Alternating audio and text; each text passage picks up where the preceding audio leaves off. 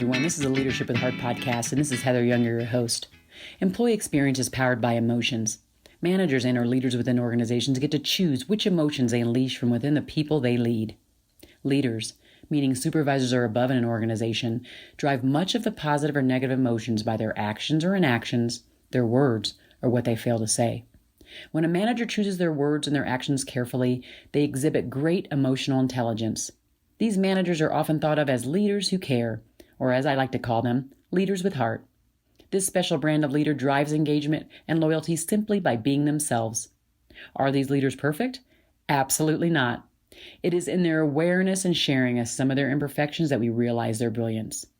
In this podcast, I ask you to see yourself in the stories my guests tell about times when they were not the best versions of themselves, but how they used their hearts to guide them to a place of deeper connection with their teams and heightened leadership prowess. Enjoy. Hi, everyone. This is Heather with the Leadership with Heart podcast. I'm just really thrilled today to have Karen Weeks on the show with me. She and I have been kind of going back and forth, and interestingly enough, she was trying to have another leader in her organization be on my show, and all of a sudden I'm like, why aren't you on my show? Like, all the stuff I see out there and on LinkedIn and the universe makes me think you should be the one on the show. And so I reached out to her saying, yeah, I think you're the leader with heart and in hiding. Leader with heart in hiding. And now you're coming out. So here we go. Welcome, Karen. Thank you. It's so great to be here. So where are you right now in your leadership journey? It's really interesting because I really felt like I kind of fell into leadership. I think partially because of being in an HR role, you're always working with other people and helping them in their journey, and you sort of lose track of your own. So I am thrilled to be the VP of people for a startup tech company here in New York City. I've led larger HR teams, even though mine right now is smaller because we're at a startup stage. And I all of a sudden realized, oh, wait, now I'm the leader within our organization. I'm the one people are looking to. And I think we'll talk about that a little bit more as we talk about that moment in your leadership journey where you struggled. Because there was that moment I said, oh, wait, I'm actually the leader in this situation. So I love what I do. I've been doing it for almost 20 years now. And I really, truly see myself as a leader for the whole organization, whether it's my direct team or the other folks across the other teams as well. Oh, I love that. And what I always say that, like, be the change we're seeking, or that like leadership doesn't require a title and like all of those types of things. Right. And so it's interesting. I will be interested to hear that story, but thinking through, most people think when I say leader that it's only talking about people who manage people, and up until maybe like a year ago, that may have been mostly true. But as I evolve and as we all evolve, as people, there's just this wake-up call that happens. And I notice that the messages that I put out there resonate with folks who do or don't manage people, either or. And it seems that there's a need right now for all of us to step up and to say, we are those people. We are the person that's going to move this forward, that's going to move the change forward and things like that. So that's exciting. I'm proud of you for just getting to that point. We all have to at some point, right? Yeah, well, it's really interesting because, again, going back to, I was looking at it for other folks, as I did career pathing or ladders for different roles, we would talk about you don't have to be a manager to be a leader. A lot of engineers don't want to be managers, so they become architects or things that are just much more senior individual contributors. And in those role descriptions, we would talk about team leader, culture champion, all the things that we actually look for in our people managers. And yet it was important for them to have it even if they didn't manage people. So again, looking at it for others, and it took a while for me to realize, oh, that actually applies to me as well. Well, that's awesome. Oh, so I'm curious, what do you think? So those who have reported to you in the past or report to you now, what would they say about your leadership style? How would they refer to you in your leadership style? I think, or I hope that they would say that, first of all, I'm very approachable. I want you to see me as a human. I feel very important that we are all humans in this journey together. Yes, we happen to work together versus being part of a hobby or a club. But at the end of the day, we are humans coming together all with the same goal. So I want to get to know you. I want you to be able to talk to me about things that are going on in your life. And I want to be very empathetic and approachable in that sense. I think the other thing that I hope people would say is that I'm very supportive. I want to know what's important to you, whether that is in your career and things that you're trying to achieve in your career, whether that's in your life, and you need more flexibility because you're trying to become a parent or you're trying to build your first house, or I don't know, whatever the thing that's happening in your life. But what are things that are important to you, and how can I help you get there? How can I be supportive to help you get there? I love that. So I'm curious to know though, where does your drive to lead come from? And for most of us, we there's some play. It starts with something. There's like, we can, oh, it's this exact time or this person or this event. So I'm curious to know what yours is. And it's interesting because if I look back on my childhood, I was extremely shy. And I did not, even on my wedding day, the thing I was most stressed about was walking down the aisle because everybody was going to be looking at me.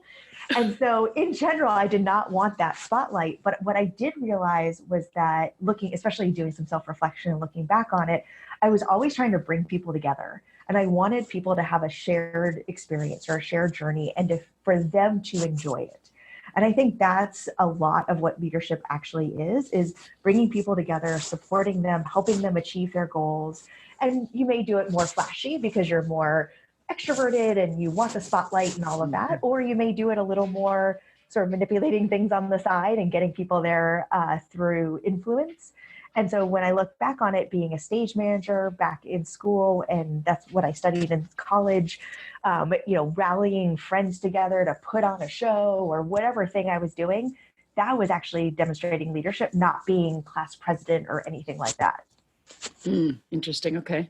I love it. Well, I think the key is, number one, we all have our own journey, and we land on that spot where we realize we have to be the one. Somebody's got to do it. Not everybody wants to, like you talked about the engineers. I've had that experience. I've coached engineers before, and sometimes there are ones who lead just perfectly fine, and then some that are like, no, thank you. I'll just deal with my triggers and my other things that I have to my whatever they are when it comes to engineering, right? So, and that's okay. I think that's all right. And even having said that, they may not want to manage people, but they still are leading in some way, shape, or form. And that's the thing I think I want us to get to at some point. I think especially whenever I do disc exercises or Myers-Briggs or whatever the thing is that you like, the thing that's so important is that anybody can be a leader. Any profile can be an accountant, a marketing person, whatever. It's more about knowing your style and how you're going to use that to be a better leader, not that someone who is more introverted or someone who's more analytical or whatever can't be a leader or will be a better leader than someone else. You're doing it in your own style, but it's important to know what that style is. That's interesting, because even as I'm writing this book and kind of summarizing different things, and of course, there's not everybody I'm interviewed have been extroverts or one or the other, and so, but the interest, and that's a good. I'm probably going to have to now. I'll make that little note in there because it doesn't require a certain personality to be a leader. I think it's almost like there are some similar North Stars or some similar whys behind why people are leading. And this idea of caring leadership is definitely a journey, because not everybody starts there. Yeah. But everybody thinks they're there or wants to get there, but they don't. But it's a journey, and we're not mostly all there yet. So, well, I love. That's why I love the way you talk about this about leadership with heart, is because I think back in the day, that was a bad thing, having feelings and talking to people like humans, like, nope, I'm their manager. It's supposed to be business only, either because they were afraid to or they misunderstood.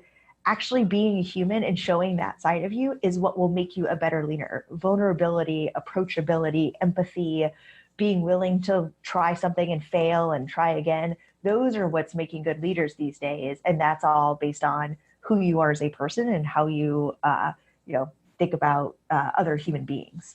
I love that. Well, thank you. I appreciate that. I think it's important, and my voice is not the only one, but I think it's just one that we all have to have a voice. And I think that if we can continue to have people talking about this stuff, had Brene Brown, who jumped on the screen at the screen, literally, with her TED Talk and all those things that she had done, and really brought kind of this idea of vulnerability up to the front.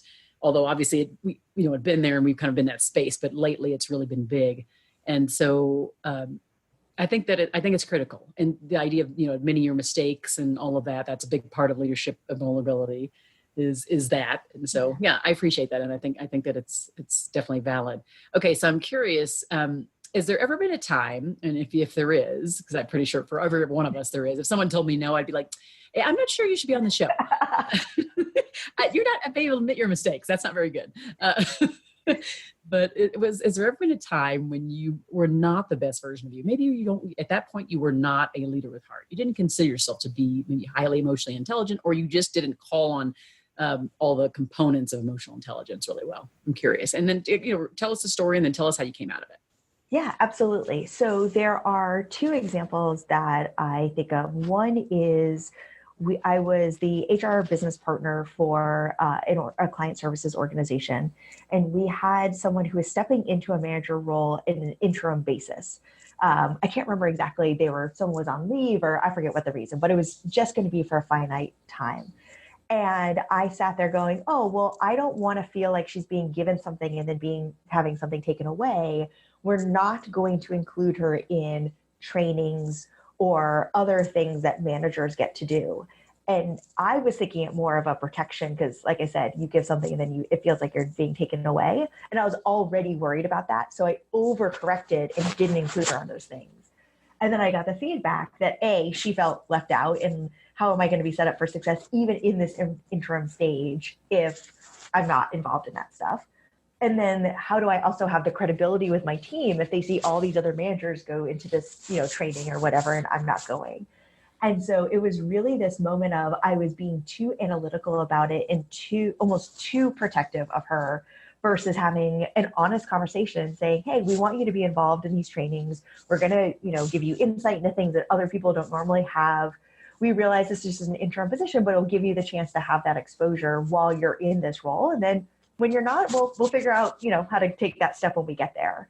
And I really missed that piece because, again, I was trying to be overprotective of her. And so that was a real learning for me was if we are putting someone in a manager role, they need to have the maturity to have that conversation. And I need to be open enough with them to say, hey, this is what we're going to try. Let me know how it goes. Let me know if it doesn't feel right. And then we can course correct accordingly versus assuming I'm doing the right thing without ever even talking to her. Yeah. I was just talking to someone about that on a previous podcast today. And what I was saying is, and he was saying, I'm very direct and I tell my team exactly like what's happening. And I said, it's funny because what happens often is that organizational leaders will try to protect. And this is actually, it's also largely true with HR too. We try to curate messages and communications to employees that we think, quote unquote, protects them, right? Because maybe they can't handle it. Yeah. But in the end, I think we discount their intelligence, not just IQ, but EQ, their ability to deal and adapt with changing environments, right? All of those things. So, again, kudos to you for realizing that. And even if you weren't aware in the moment, you were able to reflect on it and say, okay, I bet you it's going to be a cue. Or has it been a cue? I'm curious. Has it been a cue for you since then to go, oops, I feel like it's coming on again, or I might be being overprotective again. Did it stop you again? Yeah, absolutely. I think it definitely made me more aware and more conscious of having the conversations. And I think it goes back to, why feedback is important or why having tough conversations is important. It's so much better to have that conversation than avoid it or not have it because you think you're doing the right thing. And so I think there's been a couple of other times where, again, my gut is to protect someone. And I go, no, I think I need to have this conversation with them because I'd rather have them be part of the decision than make the decision for them. And to your point, most people, at least, you hope most people will be adults about things. They'd rather hear tough stuff or confusing stuff or even saying, I don't know, than not hearing anything. Because when you hear nothing, you fill in the gaps with negativity every single time. So true. So true. I have to put that on a quote card somewhere. But it's true. I've heard that so many times and it is so true that, so I think the key is we've hired them. We put in the time, the hard work to hire them. We may have even been training them. So we have to have the faith and the trust in them to know that they can handle the truth. Yes. And I'm not saying say it in a way that's hurtful, say it in a way that's damaging, say like there could be a way to say it, but it still needs to be the truth. The truth is what the truth is. Yes. And I would love to see more organizational leaders, including those in HR and outside, being okay with that, because it gets very uncomfortable. I work with clients, HR is mostly my client, and I work with them, and I'll sense a lot of unease if I'm kind of suggesting an openness, or telling more than maybe they want, because they don't know how they're going to respond or whatever. They're making assumptions, like you said. Mm-hmm. I think it's critical for us to evaluate who we brought on the team, what their abilities are, given that they've been there, our trust level for them. And if we don't trust them, then did we not hire well? Yes. So I think we need to kind of do some self-reflection on that, because then our communications on the other end should be pretty darn transparent with a tiny bit of filter around it.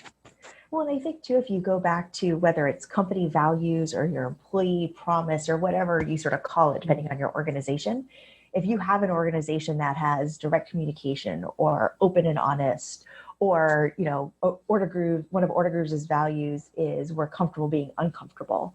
Mm-hmm. So we might have an uncomfortable conversation, but that's going to be okay, because in theory, you are a culture champion and we hired you because you're willing to demonstrate our values. And it doesn't mean the conversation is not going to be hard or awkward or whatever, but that's part of our values, is to have those uncomfortable conversations.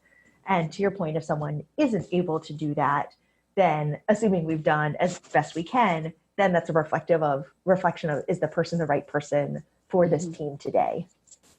Yep. And then even just evaluating hiring practices, the initial stage of just bringing someone in, because if they weren't, I'm not saying we're all going to be 100% right. Again, everything's a journey.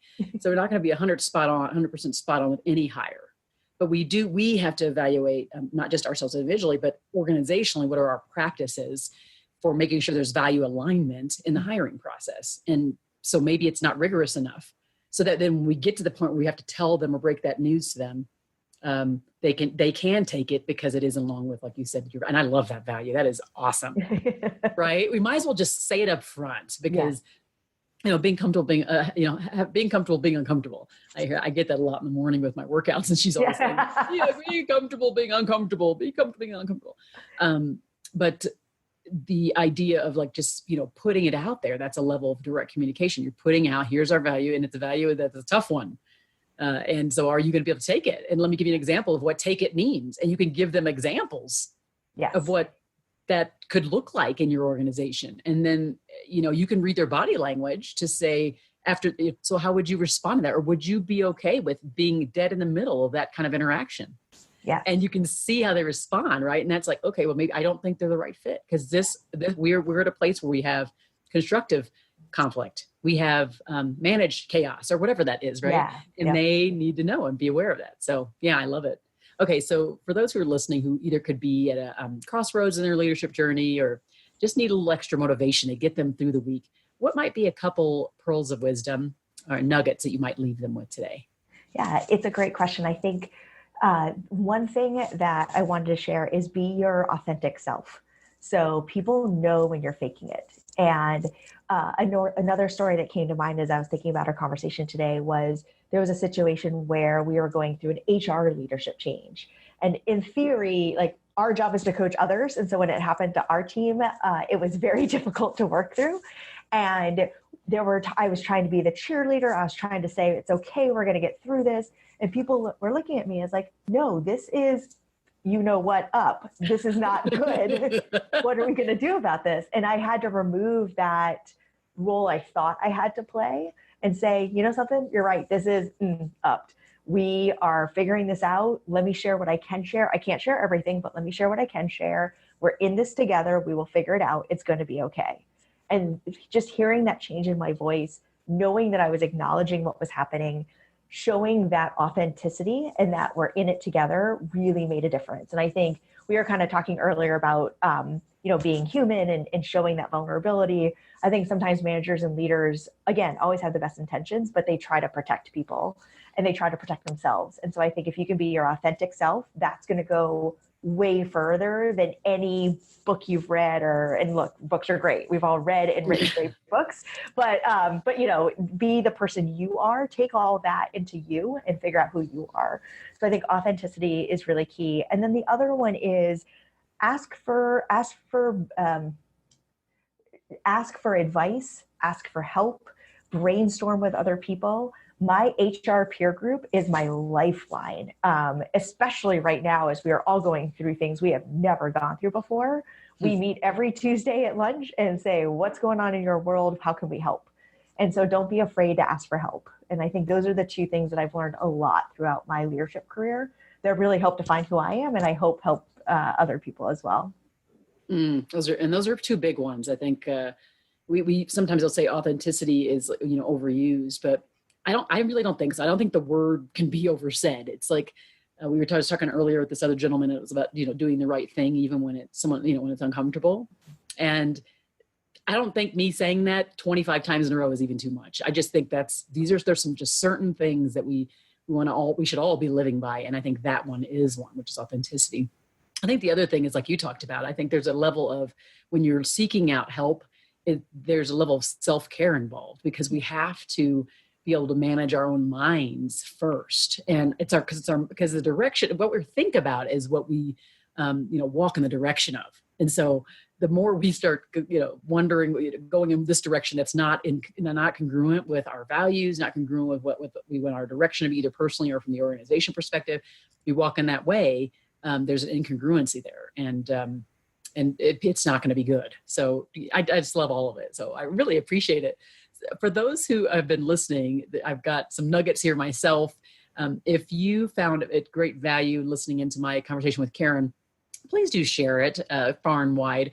And then also don't forget to write a review on either Apple Podcasts or wherever you listen. And that is because there are a lot of leadership podcasts. I think there's something different here because we're revealing the parts of leaders that don't always get out in the level of vulnerability that's there. And so I would be really appreciative if you would do that. And this has been really one. I'm just thankful for you, Karen, for coming on and just being so straightforward, so transparent and open with us, and just sharing your gifts. So I want you to know that I appreciate you for that. Thank you, and thank you so much for having me. As you know, I've been following you for a while as I was trying to get someone else on your podcast. So I'm so glad we had a chance to connect, and hopefully this was helpful for everyone listening today. Thank you, everybody, for joining the Leadership with Heart podcast. Have a great one. Thank you for listening to the Leadership with Heart podcast. You can grab the show notes by visiting customerfanatics.com. And don't forget to subscribe to our newsletter.